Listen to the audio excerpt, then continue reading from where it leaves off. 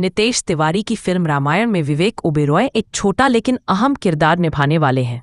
उन्हें नितेश तिवारी के इस ग्रैंड प्रोजेक्ट में विद्युत जीव का किरदार मिला है। सवाल उठता है कि कौन था विद्युत जीव और रामायण में ये पात्र कैसे इतना खास बन जाता है। असल विद्युत जीव का किरदार राम कथा में बहुत छोटा ही है, लेकिन ये किरदार अपनी एक दमदार भूमिका के लिए जाना जाता है। हालांकि विद्युत जीव का जिक्र रामायण की मुख्य कहानी में सीधे तौर पर सामने नहीं आता है। ये किरदार तब सामने आता है जब ये कहा जाता है कि रामायण में हुई हर घटना के पीछे एक वजह थी। वैसे शूर्पणखा के कारनामों के पीछे की वजह विद्युत जीव को ही बताया जाता है। पौराणिक कथाओं के आधारित पर सामने आता है कि शूर्पणखा का विवाह कालकेय वंश के दैत्य विद्युत जीव से हुआ था।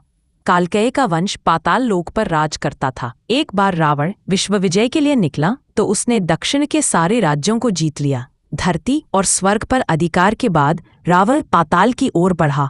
यहाँ उसका सामना विद्युत जीव से हुआ था, क्योंकि विद्युत जीव ने रावण के विजय अभियान में साथ नहीं दिया था और संधि के बजाय युद्ध को चुना था। इस घमासान युद्ध में विद्युत जीव मारा गया और शूर्पणखा विधवा हो गई थी। जब शूर्पणखा को इस बात का पता चला तब उसे अपने भाई रावण पर बहुत क्रोध आया। इस घटना के बाद से ही शूर्पणखा अपने भाई रावण को अपने दुर्भाग्य का कारण मानने लगी थी। कहते हैं कि उसने रावण को श्राप दिया था कि जिस गुमान में तुमने मेरे सुहाग को मिटाया है, मैं तुम्हें मिटा दूंगी। कुछ कहानियां ऐसी भी हैं। रावण ने कालकेय वंश के दैत्य विद्युत जीव से अपनी बहन का विवाह करके उससे मैत्री व्यू विवाह के तहत संधि कर ली थी और मित्र बना लिया था। वह पाताल पर आक्रमण भी नहीं करना चाहता था, लेकिन फिर उसे पता चला कि विद्युत जीव अन्य राक्षसों और दैत्यों के साथ मिलकर रावण पर ही हमले की योजना बना रहा है। इस षड्यंत्र के सामने आने के बाद रावण ने पाताल पर हमला बोल दिया और दोनों के बीच सीधा द्वंद्व हुआ।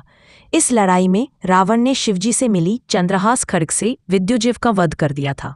ये तो था पौराणिक कथाओं के अनुसार रामायण में विद्युत जीव का किरदार। बाकी नितेश तिवारी की रामायण में हमें ये किरदार कैसा देखने को मिलेगा और विवेक ओबेरॉय इसे कैसा परफॉर्म करेंगे, ये देखने के लिए दिवाली 2026 तक का वेट करना पड़ेगा।